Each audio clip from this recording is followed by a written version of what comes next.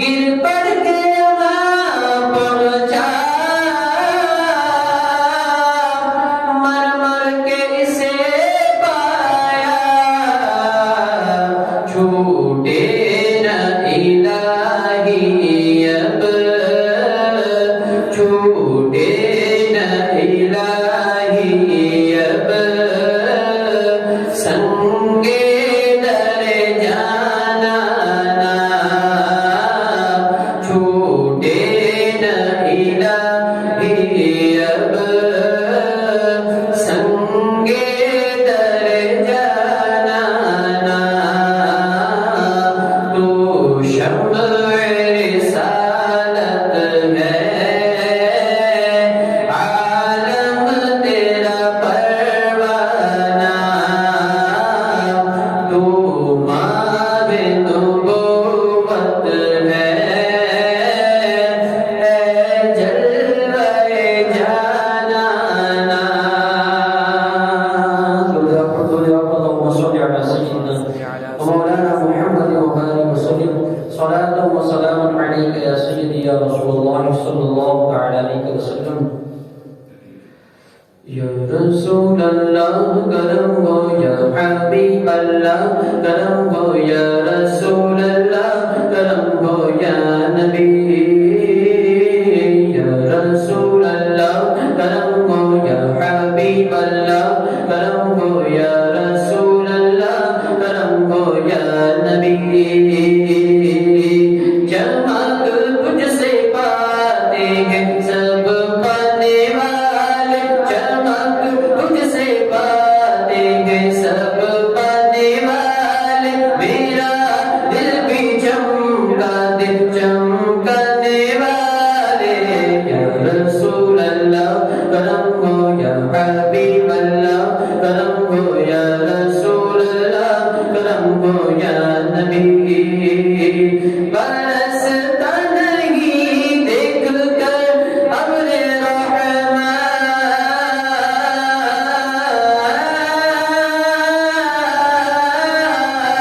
برستا نہیں دیکھ کر ابر رحمت بادوں پر بھی برسات برسانے والے یا رسول اللہ کرم ہو یا حبیب اللہ کرم ہو یا رسول اللہ کرم ہو یا نبی بھائی میں دعوت دے رہا ہوں حضرت مولانا الطاف مصباحی صاحب تو کے وائے اور ہم سامعین کے سامنے خدمت فرمائیں السلام علیکم ورحمۃ اللہ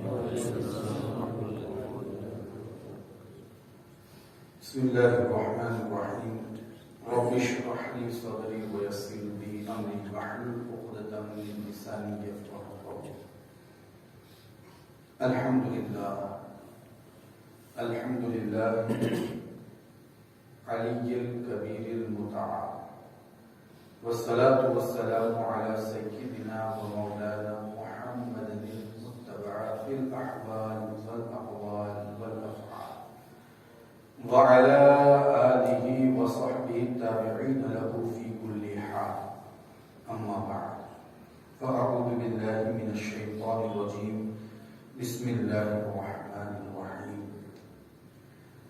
وسيجنبها الأتقى الذي يؤتي ماله يتزكى صدق الله مولانا العظيم وبلغنا رسوله النبي الأمين المكين الكريم ونحن على ذلك لمن الشاهدين والشاكرين والحمد لله رب العالمين مولاي صل وسلم دائما أبدا على حبيبك خير الخلق كلهم هو الحبيب الذي ترجى شفاعته لكل هول من الأهوال مقترن يا ربي بالمصطفى بلغ مقاصدنا يا ربي بالمصطفى بلغ مقاصدنا واغفر لنا ما مضى يا واسع الكرم واغفر لنا ما مضى يا واسع الكرم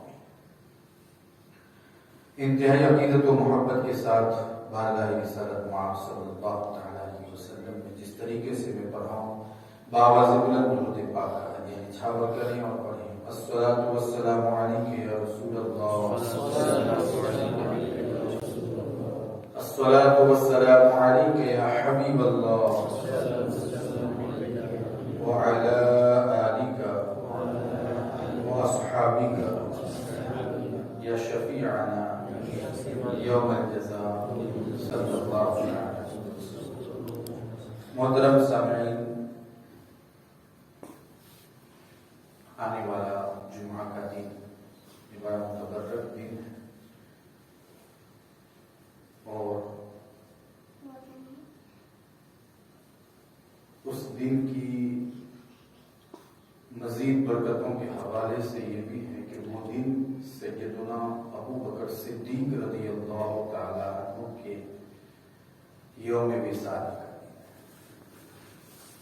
اس دن آپ کا وصال ہوا، یعنی 22 جمادی الاخری۔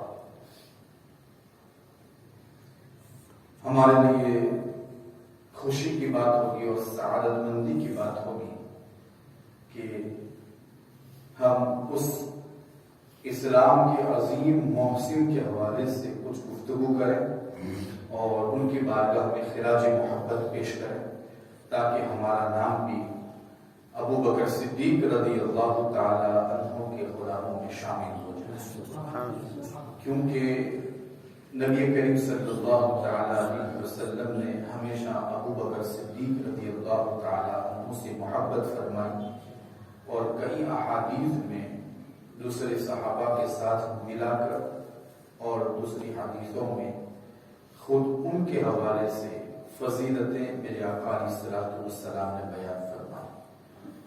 بتایا جاتا ہے کہ 1200 احادیث طیبہ میں ابو بکر صدیق رضی اللہ تعالی عنہ کے حوالے سے تذکرہ کیا گیا، آپ کی فضیلتوں کا ذکر آیا ہے۔ اب جس کا ذکر خود رب قدیر فرمائے، جن کی تعریف خود مصطفیٰ کریم کی زبان رسالت سے ہو، جن کی تعریف بزرگان دین فرمائیں، جن کی تعریف خود مولا کائنات فرمائیں، ایسے کی بارگاہ میں ہم گنہگاروں کا یہ تھوڑا سا اور چھوٹا سا تحفہ اگر پیش ہو جائے اور مقبول ہو جائے تو ہماری دنیا اور آخرت دونوں سنور جائیں۔ ہمیں تو صرف سننا ہے، لیکن انہوں نے اسلام کی خاطر جو سختیاں قبول کی اور جو پریشانیاں انہیں لاحق ہوئی اور دشوار گزار وادیوں سے وہ جو گزرے اور اس تکلیفوں کو برداشت کرنے کے بعد اسلام کو جو ہم تک پہنچایا، وہی جانتے ہیں اور رب قدیر جانتا ہے، اس کے بتانے سے اس کا حبیب جانتا ہے کس قدر انہوں نے اپنی زندگی میں تکلیفوں کو برداشت کیا اور اسلام کے اس گلشن کی آبیاری کر کے الحمدللہ اس مذہب اسلام کو ہم تک انہوں نے پہنچایا۔ ابو بکر صدیق رضی اللہ تعالی عنہ کی شان ہم اپنی ٹوٹی پھوٹی زبان سے کیا بیان کر سکتے ہیں، جن کی شان خود رب کا کلام کرتا ہے۔ ان کی شان کو بیان کرتا ہے قرآن مقدس میں کئی جگہوں پر آیت کریمہ نازل ہوئی ابو بکر صدیق رضی اللہ تعالی عنہ کے حوالے سے، بلکہ قرآن مجید نے تو انہیں سب سے بڑا متقی اور پرہیزگار بنایا۔ میں اگر کوئی تعریف کروں تو ہو سکتا ہے کہ شبہ کو شبہات پیدا ہو، لیکن یہ ایک ایسی کتاب ہے جس میں کوئی شک کی گنجائش نہیں، کوئی شک نہیں، نہ کوئی شک کی جگہ ہے۔ ذالک الکتاب لا ریب فیہ، اس کتاب میں اپنے حبیب کے اس ساتھی کا ذکر آیا، اور ایک مرتبہ تو یہ بھی حاصل ہوا خود رب قدیر نے اپنے محبوب کے ذریعے ابو بکر سے پوچھا، ابو بکر تم اپنے رب سے راضی ہو جائے۔ بندہ اپنے رب کی رضا حاصل کرے، بندہ چاہے کہ رب راضی ہو جائے۔ یہاں ابو بکر کی شان یہ ہے کہ رب قدیر اپنے محبوب کی زبان کے ذریعے پوچھتا ہے، ابو بکر سے پوچھو، ابو بکر مجھ سے راضی ہے۔ قرآن نے ان کے ترانے پڑھے، قرآن نے ان کے گیت گائے۔ اب قرآن جیسی عظیم کتابوں میں ان کے حوالے سے آیتوں کا نازل ہو جانا یہی بہت بڑا شرف ہے۔ اب قیامت تک کوئی ان کا ذکر نہ بھی کرے تو قرآن ہی ان کے ذکر کے لیے کافی ہے۔ کچھ لوگ ان کا ذکر مٹانے میں لگے ہیں، لیکن انہیں پہلے قرآن پڑھنا چاہیے، اِنَّا نَحْنُ نَزَّلْنَا الذِّكْرَ وَإِنَّا لَهُ لَحَافِظُونَ. ہم نے اس قرآن کی حفاظت کا ذمہ اٹھایا ہے، ہم اس کے محافظ ہیں. گویا کہ رب تبارک و تعالیٰ اعلان فرما رہا ہے جو جن کا ذکر قرآن میں ہے کوئی ان کے ذکر کو مٹا نہیں سکتا. رب تبارک و تعالیٰ قیامت تک اس کلام کے ذریعے ان کا ذکر بلند فرماتا ہے. یہ ہمارے لیے بہت بڑی سعادت مندی کی بات ہے کہ آج ان کے ذکر کے لیے الحمدللہ ہم یہاں پر حاضر ہیں. ابو بکر صدیق رضی اللہ تعالیٰ عنہ، آپ کا پہلا نام تھا عبدالخابہ، پھر آپ کا نام ہوا عبداللہ، آپ کے والد کا نام عثمان، آپ کا جو لقب ہے وہ صدیق. بہت سارے القاب ہیں اور جتنے زیادہ القابات ہوتے ہیں وہ بندہ اتنا ہی بزرگی والا ہوتا ہے. آپ کو اواہ بھی کہا گیا، آپ کو حلیم بھی کہا گیا، آپ کو عتیق بھی کہا گیا اور آپ کو صدیق بھی کہا گیا. بہت سارے لقب ہیں آپ کے، بہت سارے القاب ہیں آپ کے، لیکن جو لقب سب سے زیادہ مشہور ہوئے وہ عتیق ہے اور صدیق ہے. لفظ صدیق یہ اتنا مشہور ہوا کہ ان کے نام پر غالب آ گیا. کہتے کہ ان کا نام تو عبدالکعبہ تھا، پھر ان کا نام عبداللہ رکھا گیا، اور جب عبداللہ ان کا نام رکھا تو آپ کے نام پر آپ کا لقب غالب آ گیا صدیق. اب لوگ عبداللہ کے نام سے کم جانتے ہیں، صدیق کے نام سے سب جانتے ہیں.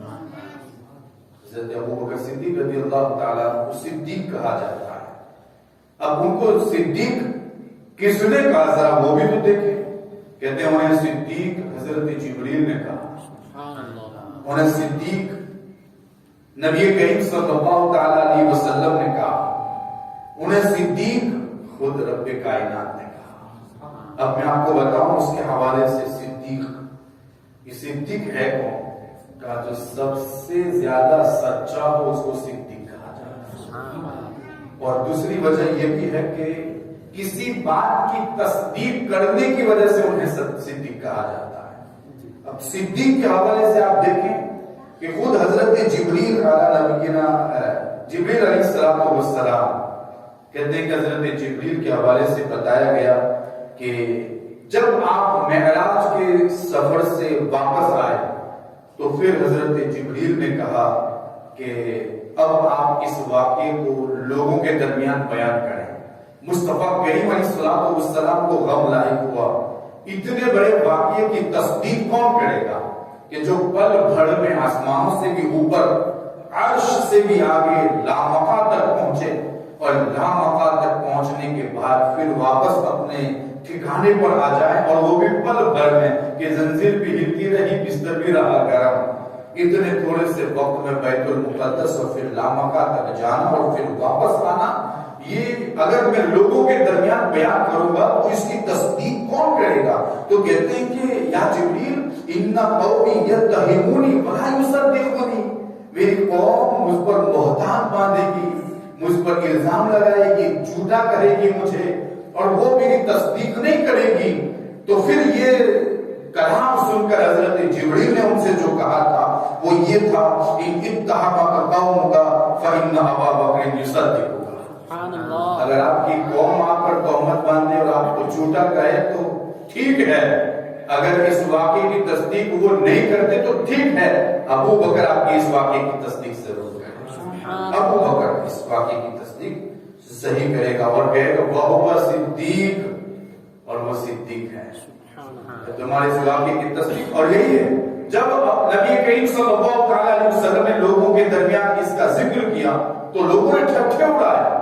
ابو جہل جس گروہ کے ساتھ جا رہا تھا انہوں نے تالیاں بجائی، یہ کیا کہہ رہے ہیں؟ یہ کہہ رہے ہیں کہ پل بھر میں گئے اور پل بھر میں جا کر واپس آئے. ارے ہم اونٹوں کے جگر پھاڑ دیتے ہیں تب جا کر ہم بیت المقدس پہنچتے ہیں، اور یہ کہتے ہیں رات ہی رات بیت المقدس پہنچے اور پھر وہاں تک اوپر تک گئے. اب وہاں پر انہوں نے ٹھٹھے اڑائے اور ابو بکر صدیق رضی اللہ تعالی عنہ کے پاس گئے اور وہاں پر جا کر ان سے پہلے تو کہا اور پھر کہا بھی تو ایسے کہ نام کا ذکر نہیں کیا. تو انہوں نے کہا دیکھو ابو بکر ایک شخص ہے کہ ایسا ایسا ذکر کرتا ہے اور کہتا ہے کہ ہم یہاں سے یہاں تک پہنچ گئے, پل بھر میں واپس آ گئے. تو پہلے تو انہوں نے کچھ نہیں کہا اور پھر کہا کہ یہ کون کہتا ہے؟ کہا تمہارے ساتھی محمد کہتے ہیں. کہا اگر محمد کہتے ہیں تو میں ضرور اس کی یقین کرتا ہوں, اس کی تصدیق کرتا ہوں. ارے یہاں اس سے بھی بعید باتوں کی جب ہم تصدیق کرتے ہیں تو یہ تو میرے نزدیک کچھ بھی نہیں ہے, بہت ہلکی سی بات ہے کہ وہ پل بھر میں یہاں سے یہاں تک پہنچے. تو کہتے ہیں کہ اس تصدیق کی وجہ سے بھی ان کو صدیق کہا جانے لگا. اور جبریل علیہ السلام نے بھی اپنی زبان سے وہ صدیق کہہ کر ان کو صدیق کہا. کوئی ان کو صدیق کہے یا نہ کہے, حضرت جبریل جو فرشتوں کے سردار ہے انہوں نے ان کو صدیق کہا. اور پھر ایک مرتبہ حضرت جبریل بارگاہ رسالت میں تشریف لائے تھے تو کہتے ہیں کہ اس وقت حضرت ابو بکر صدیق رضی اللہ تعالی عنہ وہاں سے اٹھ کر روانہ ہوئے تو حضرت جبریل نے پوچھا یہی ابو بکر ہے کیا؟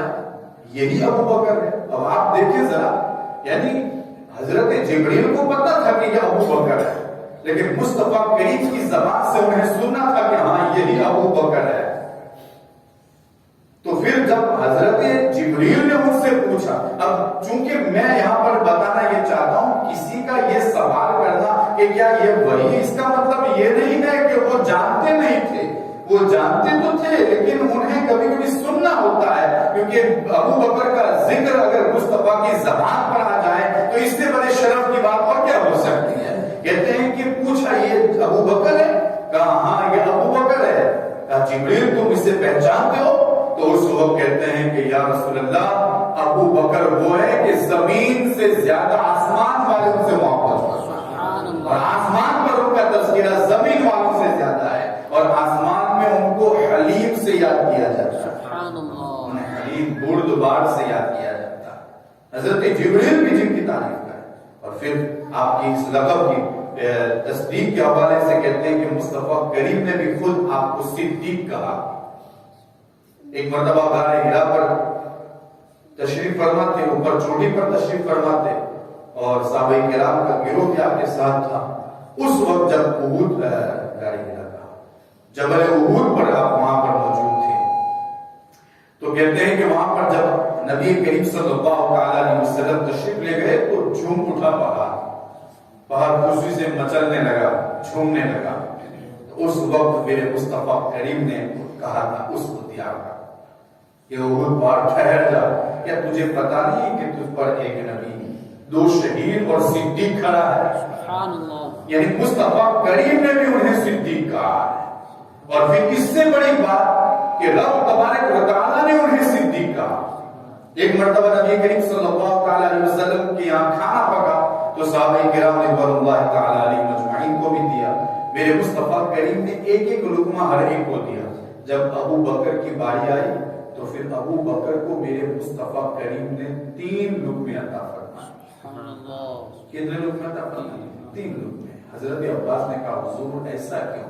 کہا میں جب ابو بکر کو 3 لقمے عطا کیے تو پہلے لقمے پر حضرت جبریل نے کہا کہ اے صاحب تمہیں مبارکباد. پھر جب میں نے دوسرا لقمہ دیا تو پھر حضرت میکائیل نے کہا اے رفیق تمہیں مبارک ہو. اور جب تیسرا لقمہ دیا تو رب قدیر نے ارشاد فرمایا اے صدیق تمہیں مبارک ہو. تو رب تبارک و تعالیٰ نے بھی انہیں صدیق کہا. اور پھر جب آپ نبی کریم صلی اللہ تعالی علیہ وسلم کی تشریف لائے تو پھر میرے مصطفیٰ کریم نے ارشاد فرمایا یا ابا بکر ان اللہ سماک صدیق فی السماء. کہتے ہیں کہ اللہ رب العزت نے تمہارا نام صدیق رکھا ہے. اللہ رب العزت نے تمہارا نام رکھا اور وہ بھی کیا رکھا؟ صدیق رکھا. اب آپ دیکھیں جسے رب قدیر صدیق فرمائے اور جسے خود مصطفیٰ کریم صدیق فرمائے, جسے فرشتے صدیق کہے تو پھر اس کا مقام اور مرتبہ کس قدر بلند و بالا ہوگا. اور کہتے ہیں کہ صدیق کا مطلب سب سے زیادہ سچا اور تصدیق کرنے والا. تو مفتی احمد یار خان نعیمی ایک معنی اور اس کا بیان کرنے کا, صدیق کا معنی ہے جو اپنے دل سے کہے وہ ہو کر رہے, یعنی وہ جو کہے وہ ہو جائے.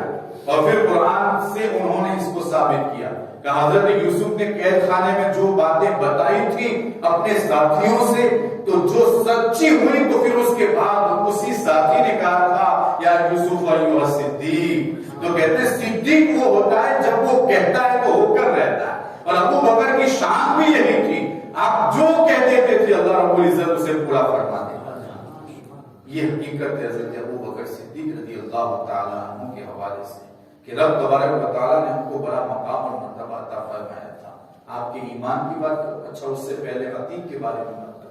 میرے مصطفیٰ کریم نے ایک مرتبہ صحابہ کرام کے درمیان اس بات کا ذکر کیا۔ اچھا اس سے پہلے ایک بات اور سن لیجیے، جو لوگ کہتے ہیں نا کہ ہمیں اہل بیت سے محبت ہے اور ابو بکر صدیق رضی اللہ تعالیٰ عنہ نے اہل بیت سے بغض رکھا، یہ کیا وہ کیا، اللہ اکبر، یہ ان کا اپنی طرف سے کہنا ہے، ورنہ ان کی تو شان یہ تھی کہ ابو بکر صدیق کو اہل بیت سے محبت تھی اور اہل بیت ابو بکر سے محبت فرمائی۔ ذرا کتابوں کو اٹھا کر پڑھیں تو آپ کو پتا چلے کہ حقیقت کیا ہے۔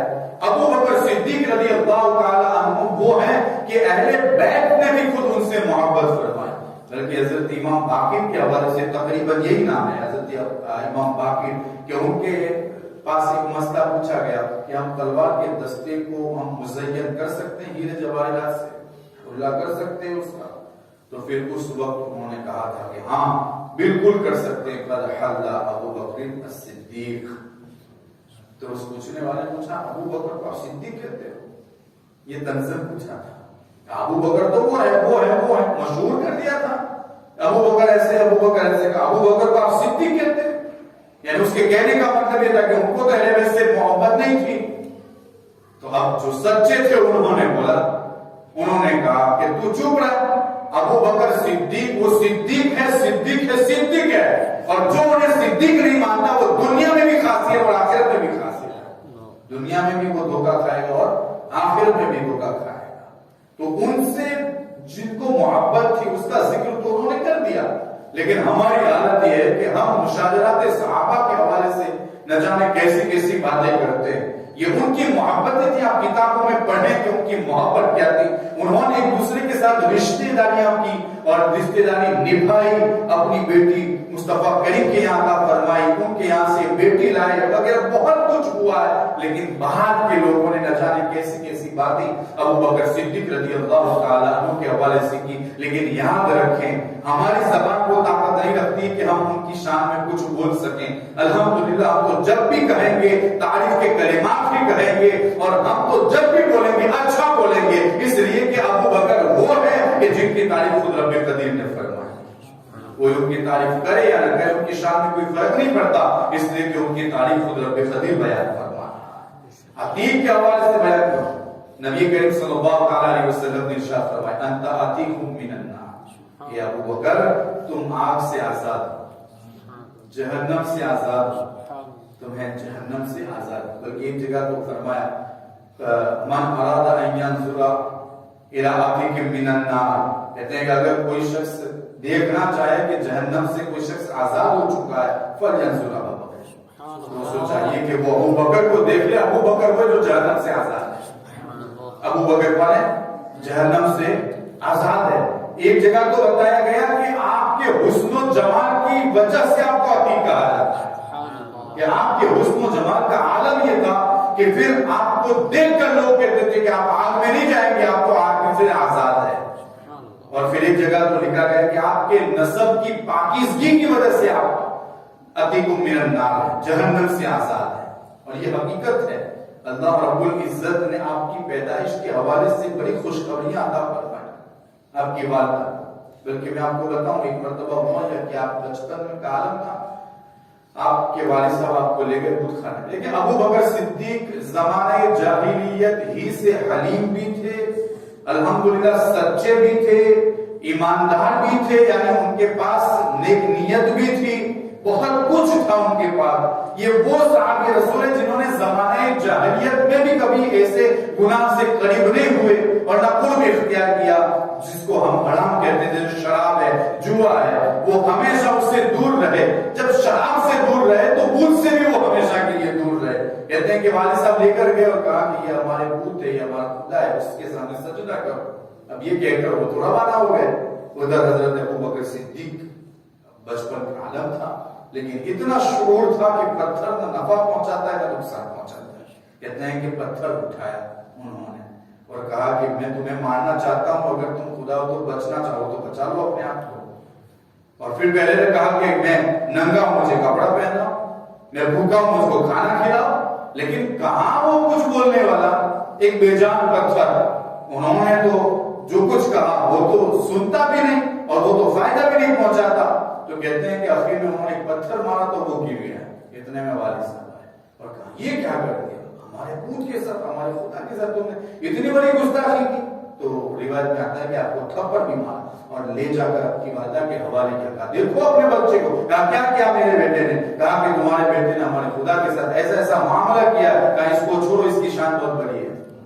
والدہ نے کہا اس کو چھوڑ دو, اس کی شان بہت بڑی ہے. کہا تو کیا کہتے ہو؟ کہا جب یہ کیا سجدہ کرے گا بتوں کے سامنے, یہ جب سے میرے پیٹ میں تھا تو مجھ کو بھی سجدے سے روکتا رہا ہے. کہتے میں جب جھکنا چاہتی تھی تو یہ اکڑ جاتا تھا جس کی وجہ سے میں جھک نہیں پاتی تھی. اور جب اس کی پیدائش کا وقت آتا تھا اس وقت مجھ کو یہ خوشخبریاں ملتی تھی کہ اے اللہ کی سچی بندی, ان قریب تجھے خوشخبری ہے ایک ایسے بیٹے کی جو محمد کا رفیق ہوگا اور جس کو آسمان میں صدیق اور زمین میں صدیق کہا جائے گا, اور وہ جہنم سے آزاد ہے.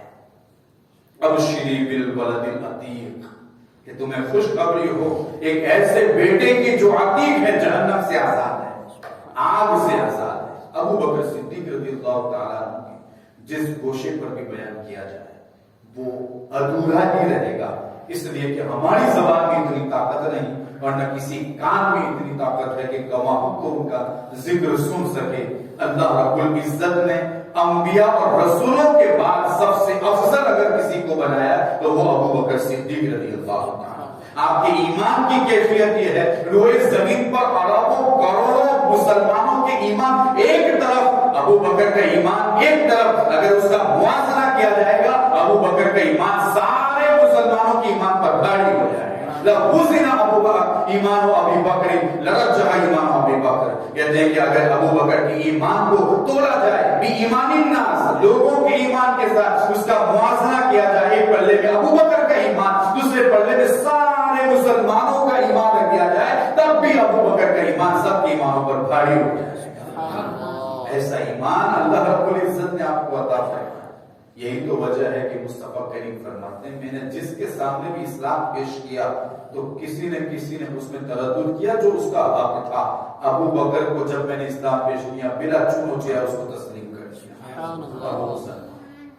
ایسے ابو بکر صدیق رضی اللہ تعالیٰ, الحمدللہ یہ بھی ہمارے لیے خوش قسمتی کی بات ہے کہ ایسے آقا ہمیں نصیب ہوئے ہیں. ہم بھی ان سے محبت کرتے ہیں, ہماری نسلیں بھی ان سے محبت کریں گی. اس لیے امام اہل سنت کیسے آقاؤں کا بندہ ہوں رضا, بول والے میری سرکاروں کے, بابا ریحان سے لے کر ابو بکر صدیق تک دیکھیں ہمارے سب سردار بلند و بالا عظمت و رفعت والے الحمدللہ. اوپر تک جہاں تک دیکھیں الحمدللہ رب تبارک و تعالیٰ نے ہمیں ایسے آقاؤں کا غلام بنایا ہے کہ اللہ اکبر, کہ جن کا مقام اور مرتبہ بہت بلند و بالا ہے. ہمارے بزرگان دین کے سیرت کو, کردار کو آپ پڑھیں تو پتا چلے کہ پھر ہم اللہ رب العزت کی بارگاہ میں سجدے شکر کریں گے کہ اے میرے مالک, تو نے مجھے اہل سنت کو جماعت میں پیدا فرمایا, تیرا بہت بڑا احسان ہے کہ اس جماعت کے ساتھ ہمیں محبت عطا فرمائی, اور قیامت کے دن اٹھائے گا بھی تو اسی جماعت کے ساتھ.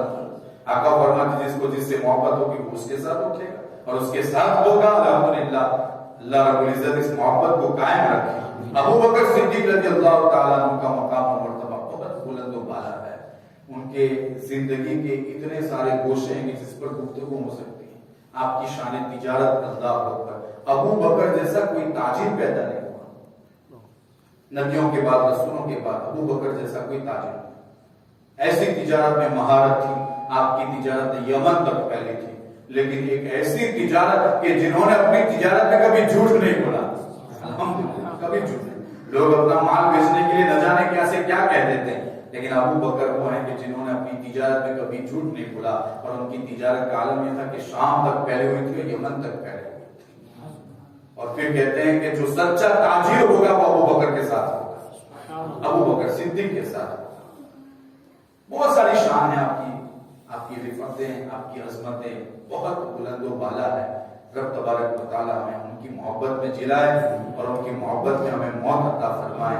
انشاءاللہ پھر کبھی موقع ملا تو آپ کے حوالے سے کچھ مزید گفتگو ہوگی یا آپ کے القاب کے حوالے سے کچھ گفتگو ہوئی.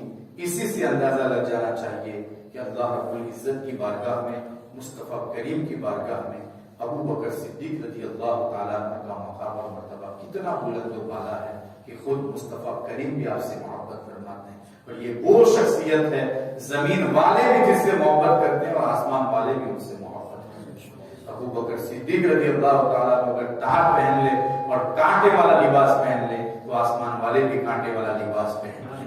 یہ ابو بکر صدیق رضی اللہ تعالیٰ عنہ. اللہ رب العزت ان کی غلامی میں ہمیں قبول فرمائے اور ان کے صدقے ہمیں جنت نصیب فرمائے اور دوزخ سے نجات عطا فرمائے. استغفر اللہ ربی من کل ذنب و اتوب الیہ وما علینا الا